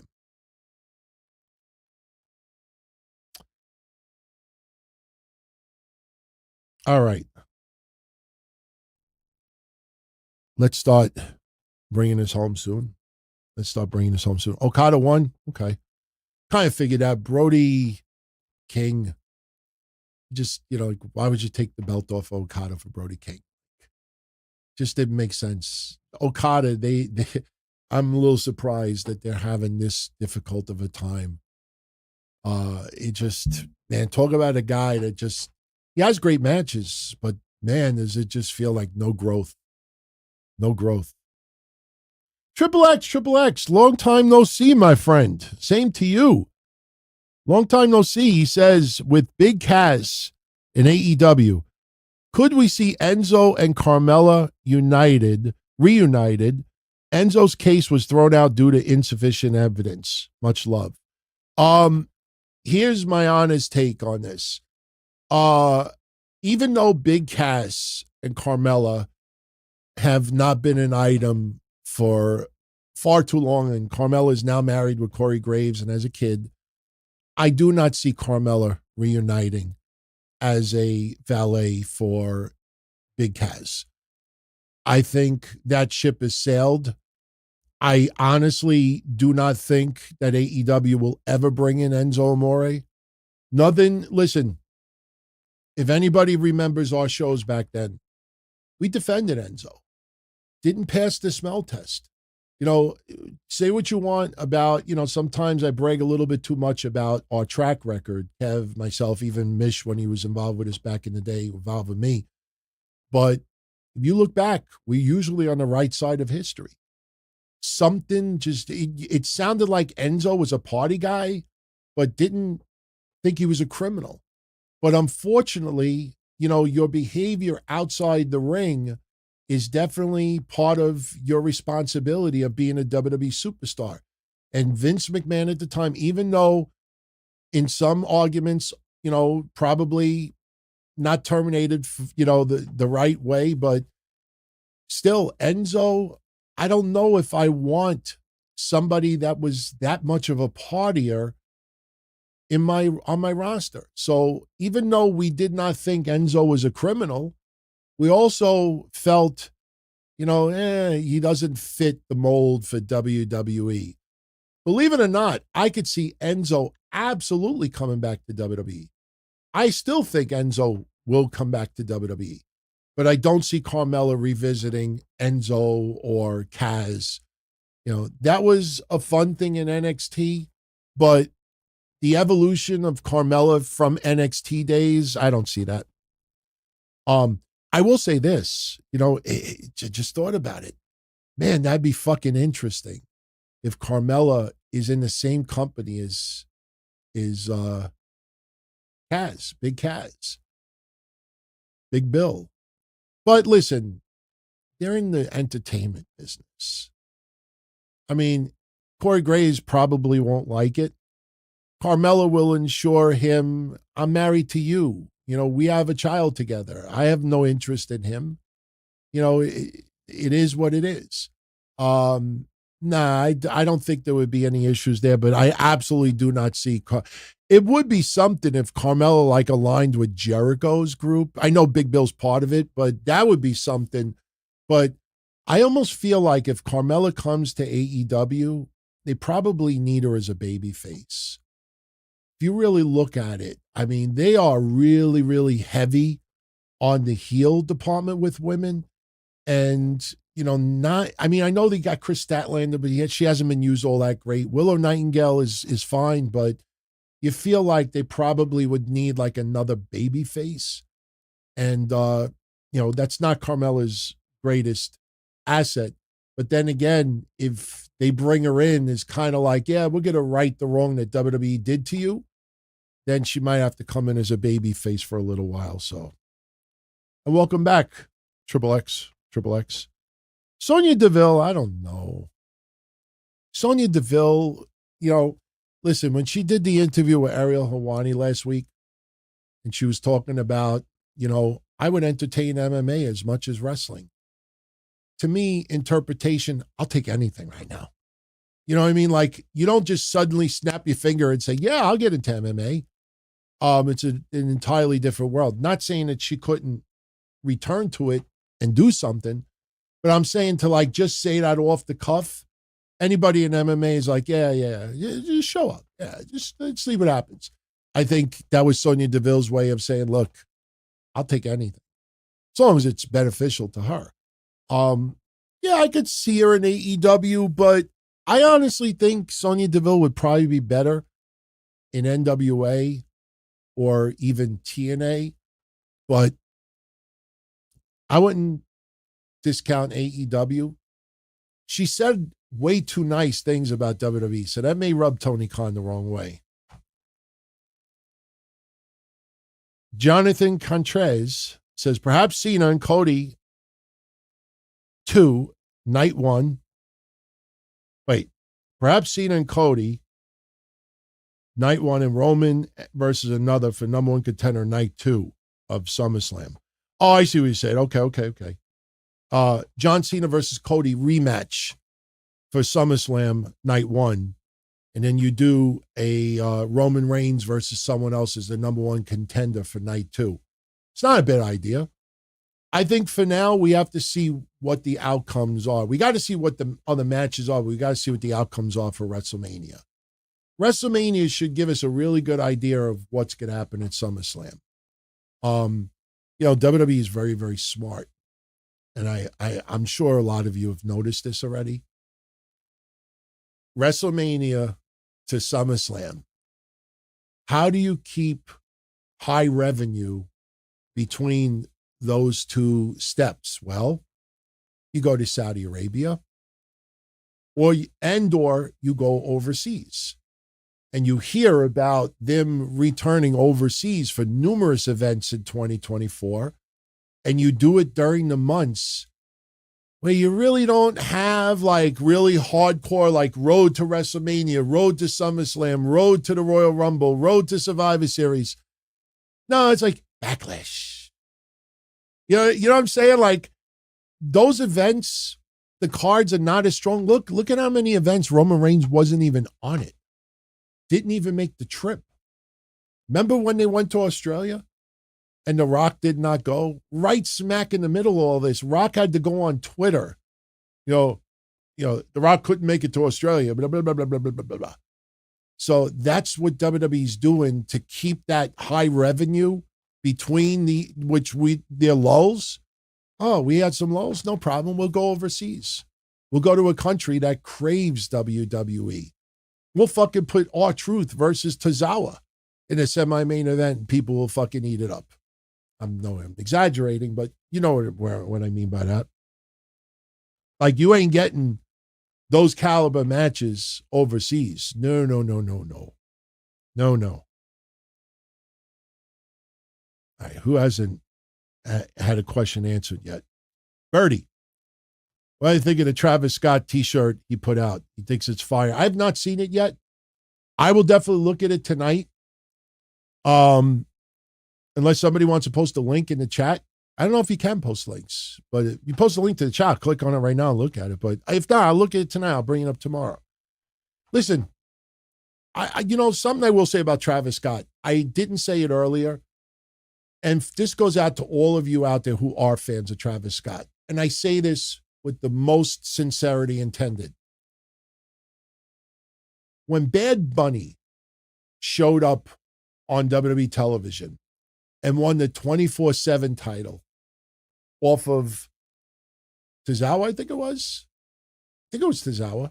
I think Damian Priest knocked him out. Oh, Betaro. Pin him. And then Bad Bunny won the title. I was like, the fuck is this? It's like 150 pounds wet. Then all of a sudden, I see him on Saturday Night Live wearing the belt. Then I see him making appearances wearing the belt. Then I see how much he absolutely loves wrestling and how much effort he put into it. And I see all the other stuff that he was doing. And he did the stuff at WrestleMania and he did it, and I was like, you know what? All right, I actually am digging this guy. And the match he had with Damian Priest, fucking awesome. My point is, maybe one day, if Travis Scott, not saying he'll be Bad Bunny caliber in the ring, but if he truly, truly is putting in that kind of work and is really, really, deep as a wrestling fan and really, really falls for it, yeah, maybe one day I'll appreciate Travis Scott like I now do with Bad Bunny. Logan Paul, I can't stand him, but I can't help but to compliment how good he is at what he does in that ring. It's funny, like, people think that they're like showing people up by showing like, oh, he's stealing everything that Hangman Page does. Yeah, but there's a problem. In a lot of ways, he does it better than Hangman Page.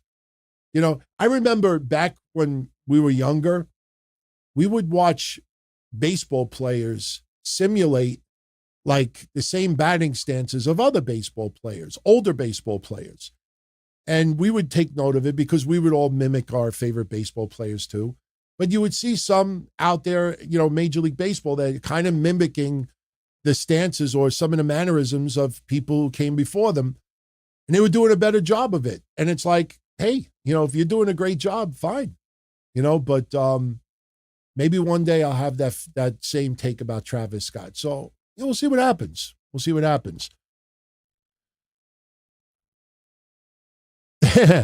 Base Beer says, apparently Cena in 2K25, he's got the bald spot. That's freaking funny, man. You know what they should have? I know they'd never do it. You know how the older WWE video games, you get like $100, or the car racing games from back in the day, you got $100 And you could like upgrade your car a little bit. Do you want better brakes? Do you want a better turbo engine? Do you want better steering? Like they should do something like in WWE 2K25 where you earn money and you could like upgrade your gear and stuff, and you do something where John Cena could get his fucking hair done. I tell you, I've had it done. I mean, I'm not embarrassed to admit that anymore. I had it done like 15 years ago. You look at the pictures. I don't have any pictures available right now, but if you look at the pictures, especially when I was doing this stuff with Louis, you see my hair. It goes all the way back, and I had it done. I don't understand why John Cena does not fix that. I don't get it. It doesn't make sense. It's not, that hard of a surgery to do. Yes, he would be off television for at least, I would say, a month, 2-3 weeks at the minimum, but he would look so much better. I mean, I know he did the McDonald's commercials now, but you don't see the bald spot in the McDonald's commercials. I know when he does movies, they fill it in, but why would you just walk out in public and have that bald spot? I don't understand it. Talking about a guy has that kind of tens of millions of dollars, and you don't fix that, I don't understand it. I honestly, that's one of the things, that's why I hope to God it's in this storyline. I hope we see The Rock give John Cena an entire makeover. And one of the things, he comes out there and the bald spot is gone. I don't get it. I don't get it. All right. All right. Let's get into a couple of more and let's get out of here for the evening. Let me just go to the chat. Roderick is asking, outside of the cage match, do I think the feud with Becky Lynch soured with modern fans on Trish? No, I think the problem with Trish's return was all that time wasted with Zoe Stark. It just felt, it didn't fit. It felt forced. It took away from everything with Trish and Becky. I just felt that the Zoe Stark aspect of it just kind of really put a monkey wrench into it. Listen, I understand why they did that, because Trish couldn't go out there every week and physically do that. So Zoe Stark would be the one doing a lot of stuff, but it just didn't work, man. It did not work. I don't think fans look back on it negatively. I mean, it finished on fire. It was fire at the end. And I'm happy that Trish Stratus is now back as a baby face, because, she's great as a heel. Don't get me wrong. I mean, she did a great job, but it's got to mean something more. And the stuff with Zoe Stark, just, to me, it was a fail. It was a fail. What's up, Eric? Do I think Cena will destroy R-Truth when he comes back and cement his heel turn? Oh, fucking yes. Absolutely, man. I was talking about that last week. One of the first people that needs to go out there is R-Truth questioning John Cena. And John Cena starts thinking about what R-Truth is saying. And Cena smiles. The crowd thinks they're going to embrace. John Cena hugs him. And you got to do seriously, I'm not exaggerating when I say this. You got to do the same fucking camera shot with Cena. You have to have Cena, he's in the ring and R-Truth is reminding him everything he's done for the kids. I don't think they'll bring up Make-A-Wish. I'd be very surprised if Make-A-Wish is brought up on camera, because he's still doing Make-A-Wish. Kevin and I talked about that last week. He's still doing Make-A-Wish. So that's not changing. But the thing is, R-Truth's got to bring up everything: hustle, loyalty, respect, the kids in the crowd, and everything he's done. And John Cena will start having some guilty feelings. And R-Truth hugs him. And then that same camera shot. But John Cena just changes that look on his face and pulls back. does the same exact thing to R-Truth. Kick him in the balls, kick him in the Jimmy, and then just beat the fuck out of R-Truth. Crowd will fucking eat it up, man. Eat it up. Hit him up. Hit him up. Am I a Knicks fan? I will always be a Knicks fan. I just don't like basketball as much these days compared to even 10, 15 years ago. It's gotten so soft, man. And it's funny. I just watched a documentary. I'm sure some of you have seen it.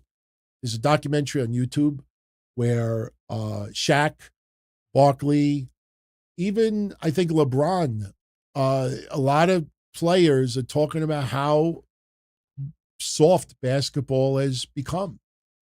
And too many three-pointers. Just I miss the days of the Dennis Rodmans and the Bill Lambiers and even the Charles Oakleys. It just the physicality, and even the players who would fake that they got elbowed in the mouth and they would sell it like they just got crippled in the ring. I mean, just the physicality is nowhere near what it used to be. And that's one of the things that made me gravitate towards basketball back in the day. When I was always a Knicks fan, but when Rick Pitino became a coach of the Knicks, I think in the late 80s, that's when I started paying attention more than Knicks games. And then when Pat Riley came in, and you had, Oakley and John Starks, one of my favorite players of all time, and Patrick Ewing, and just everybody else on the team, even Charlie Ward. There was some great fucking players. Charles Smith was good. And then even some years later, when you had Grandmama and Latrell Sprewell, it still had that attitude. Latrell Sprewell's badass, number 8. I don't know, the last 15 years, the NBA got really fucking soft. I just don't enjoy watching it like I used to. I don't know.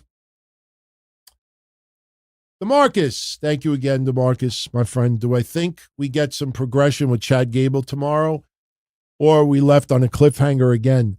No, we're getting something. We're getting something. I don't know if Chad Gable will be back in the United States. You don't go all the way to Mexico to get a box, and then you come back and you reveal the box. I think it's going to take some time. I don't know what's inside the box. It could be a mask. It could be a symbol. It could be something from yesteryear. I don't know. All I do know is that Rey Fenix is on his way in. Rey Fenix is on his way in. I don't know if that'll interact in any way. I don't know. But Rey Fenix, everybody wants to see him and Penta as a team, even though Penta's done a great job as a singles guy. But yeah, no, we will get progression tomorrow. We will. We will at least get a segment. Maybe we'll get something where Chad Gable's back in his hotel room. You'll see this really dark room with just a little light. And he opens the box. And you see just Chad Gable's eyes fucking open up. Would they actually show what it is? Maybe. But it's got to be something that we're just not remembering. Because if it's something legendary in Mexico, I'm not saying this to be a jerk, but if it's something legendary in Mexico, why would we care? Why would we care? Even if it's for a Lucha Libre legend, why would we care? If it's a Mr. America mask, you know what I mean? That would be something, but why would just a random guy in Mexico have that in a box? I don't know what it'll be. That's why we joked and we said it's a fake ID for ICE. And he's going to show up and he's going to deport everybody. I don't know, representing Mexico, what would be something. It would be oh shit. I can't think of anything. I think of Rey Mysterio. Can't think of anything. Even if it's something that has to do with Penta or Rey Fenix or Dragon Lee or any, what would it be? I can't think of anything that would pique my interest. So we'll see. We'll see what it is. But yeah, we will get another segment tomorrow. S21 is asking, do I prefer AEW or WWE and why? Be honest, I prefer WWE. I prefer WWE because I feel even more these days that WWE is doing this fans first. They're doing it to maximize revenue. They're doing it because they want to be the greatest company around. I think AEW does this because Tony Khan has got billions and doesn't have a wife and doesn't have kids, doesn't have, anything like that. He has got all this money and is spending it, living his dream. And a lot of the wrestlers there are making comfortable, nest eggs for their families and their futures. And the thing with AEW is this. Of course, WWE pleases their stockholders, shareholders, investors, advertisers before anybody else. But I always felt that WWE was there to entertain the fans. AEW, the wrestlers are there to entertain Tony Khan and the fans. And it doesn't matter if there's 2,000 in the building or 20,000 in the building. When there's 20,000 in the building for AEW, the only thing that changes is that Tony Khan will tweet about it. And, it's just, I just feel that AEW exists because Tony Khan always wanted to have his own wrestling company. And this was his biggest bucket list and had the money and is living out his dream. And we are there to be a part of it. I don't feel that way with WWE. I feel WWE is there to entertain. I even see online. I see online the way people are treated and the way people are ignored. And I see how people are used. And then the funny thing is, when it's beneficial to AEW for years and years and years, you don't hear nobody say a goddamn word about it.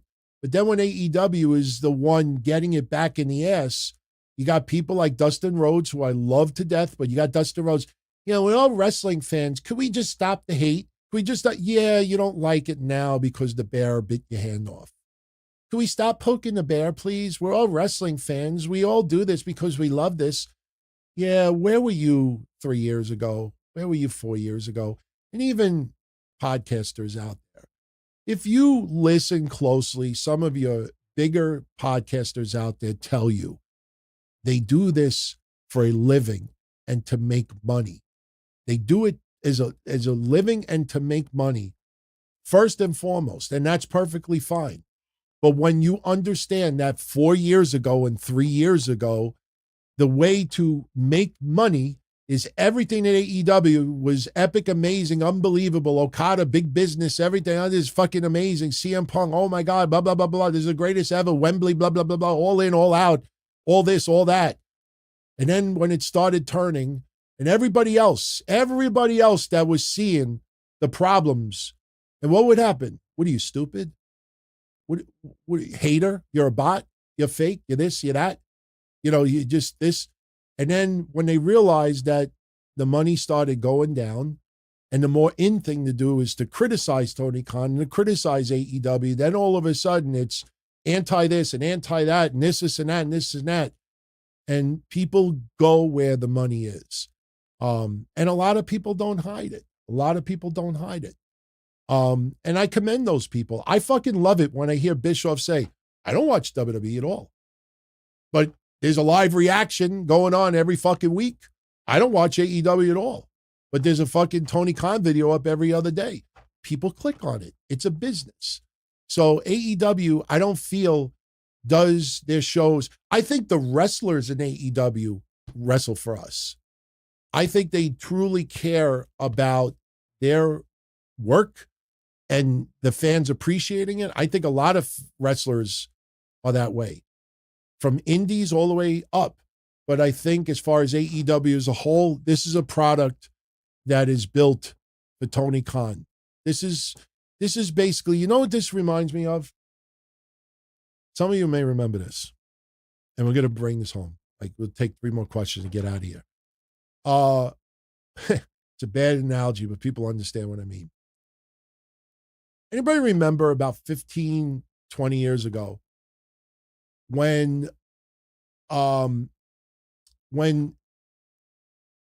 webcams started becoming a thing?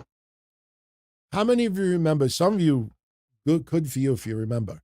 Anybody remember a couple of websites where you would have girls, mostly girls, that would put a webcam in their bedroom, a webcam in their living room, a webcam in their kitchen, and all day long, you would pay $5 a month, $10 a month, whatever it is, and all you would be watching is what they would do. And didn't Jim Carrey do a movie about something like that? You would just watch them. Like, you never saw them, doing anything nasty, but they'd be sitting on a couch reading a book. One girl would be sleeping, and for 6 hours, the lights would be off and she'd be sleeping. And people were paying money just to watch. I know it sounds creepy, but we covered this on old DTKC Show episodes. There was nothing really sexual. I mean, they made sure to wear shorts and a T-shirt all the time.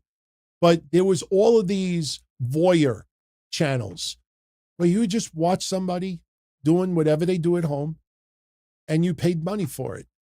And they were racking in cash, and you were just watching their world. That's what this is. This is Tony Khan's world, and him dumping tens of millions of dollars into it because he loves wrestling and he wants to play promoter. And a bunch of wrestlers also want a place to work, but they also understand that they have to appease the child. And that's why the biggest difference between WWE and AEW is this. And I say it for years. When AEW's wrestlers comment, it's thank you, Tony Khan, first, then thank you, fans, second. In WWE, it's thank you, WWE Universe, first, even if they're not first, because it's thank you, investors, thank you, stockholders, thank you, ownership, thank you this, thank you, Triple H. But they make the WWE Universe feel they are the ones, first and foremost. And that's the big difference. And it reflects the whole product to me. All right. Let's take 3 more questions and jet. And I don't hate AEW. I do watch the product still. And there's a lot of people in there that I like. There is a shitload of people in there that I like. And let me tell you something. Some people who I have become friendly with personally, they're making a lot of money there that they would not make on the indie circuit, that they would probably not even get an opportunity in WWE. So I cannot knock anybody who is there and making a comfortable living. And if you do have to pander to the boss, yeah, that's a part of life. It happens everywhere. I mean, even if with our politics, let's be honest, you even see in our government, not making this political, but everybody's like, thank you, Mr. Trump. Thank you, President Trump. Thank you, Mr. Trump. It was because of you, President Trump. Thank you, President Trump. That's to feed the ego. I mean, absolutely. But do we care as long as we get results? No. Do we care as long as we get good product on TV with AEW? No.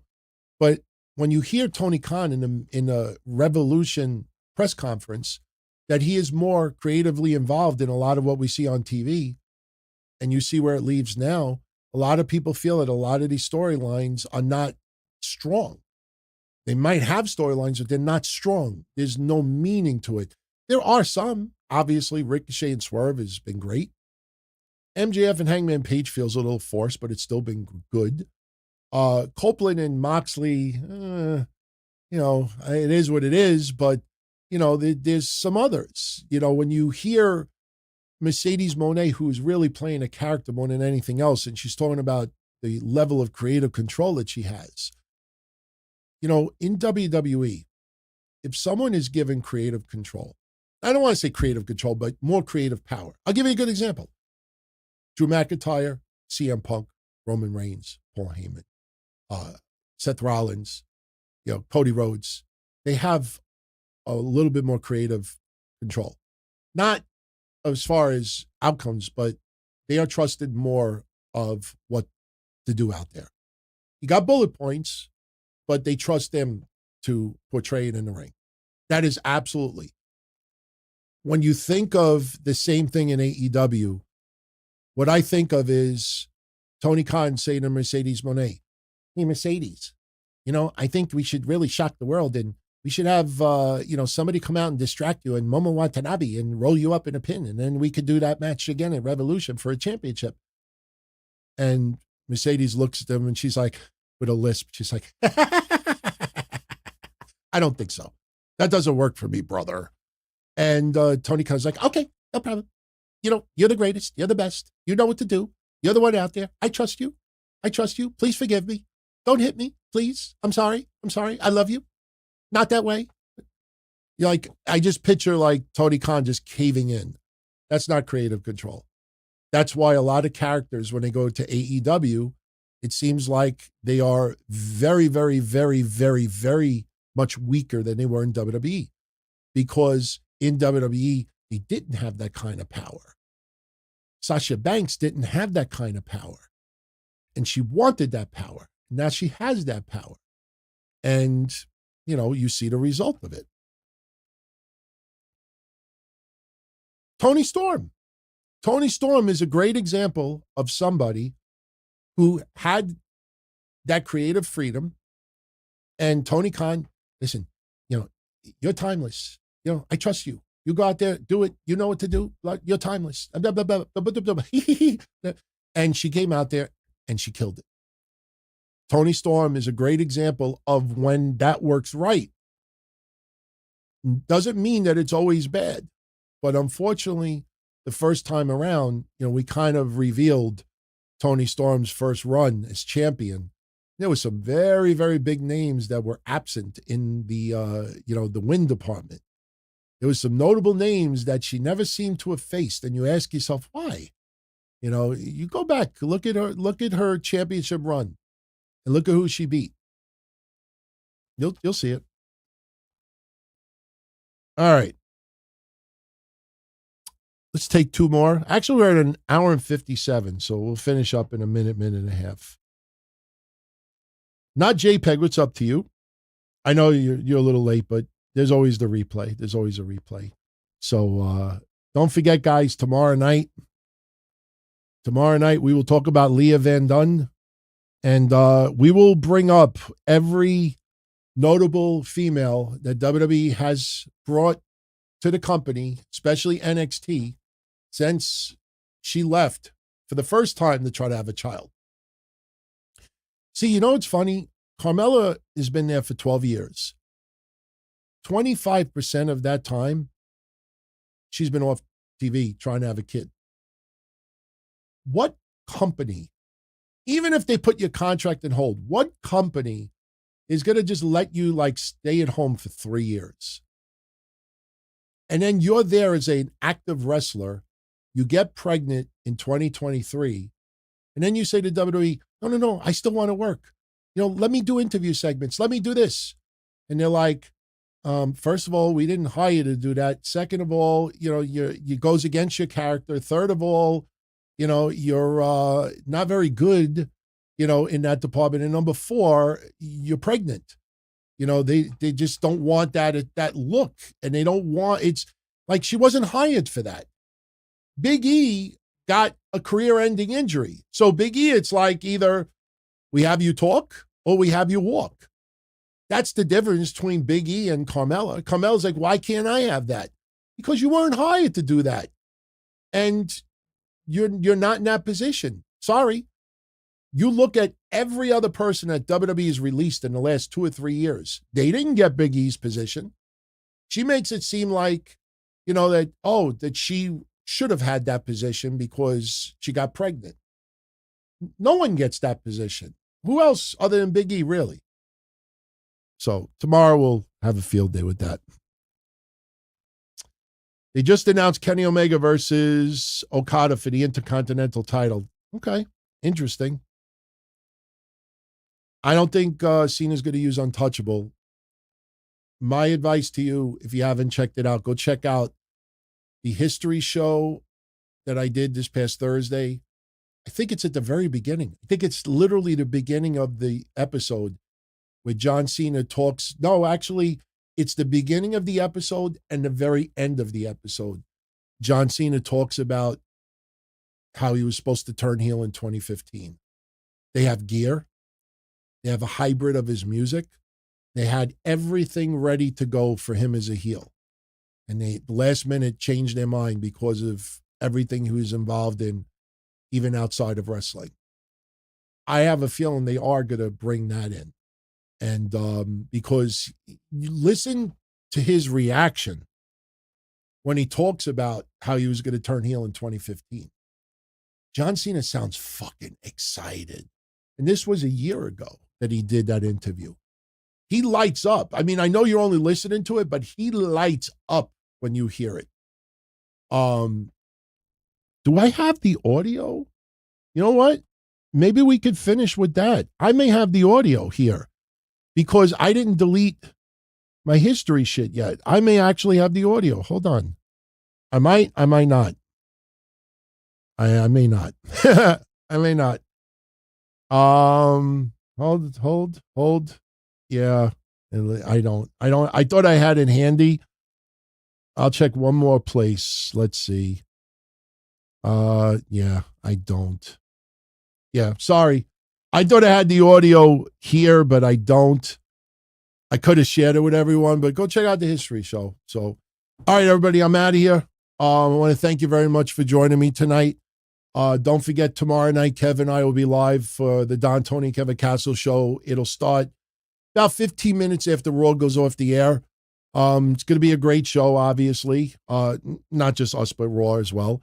And we'll see where everything goes. We definitely have a few discussions planned. Not just that. We'll talk a little bit about Alba Fire, taking the role of Blair Davenport, which, I don't think is going to work out in any way. But there's a little bit more behind the scenes with Alba Fire and Chelsea Green that meets the eye. And I say that as a positive thing. But there's a few topics tomorrow. So everyone, enjoy the rest of the evening. I'm going to get out of here and I'll catch you all in the next one. Be well, everybody. Have a good one. As far back as I can remember, I always wanted to be a podcaster. For me to live any other way was nuts. To me, those goody-good people who worked shitty jobs for bum paychecks and took the subway to work every day and worried about their bills were dead. I mean, they were suckers. They had no balls. If I wanted something, I just took it. I ran everything. I paid the bills. I paid the host. I even paid the masked maniac. Everybody had their hands out. Everything was for the taking. We always called each other good fellas. You would always hear from somebody. You're gonna like Don Tony. He's all right. He's a good fella. He's one of us. But if you're part of my crew, nobody ever tells you they're gonna get rid of you. It doesn't happen that way. There weren't any arguments or curses like in the movies. See, your haters come with smiles. They come as your friends, the people who've claimed they care the most for your life. And now that's all over. And that's the best part. Today everything is different. There's lots of action. I don't have to wait around for everything like everyone else. Oh, I didn't get the vaccine? Fuck you, vaccine me. Oh, your delivery guy has COVID? Fuck you, feed me. Right after I moved here, I ordered egg noodles and ketchup, and I got spaghetti with meat sauce. I'm no longer an average nobody, while they get to live the rest of their lives like a bunch of schnooks.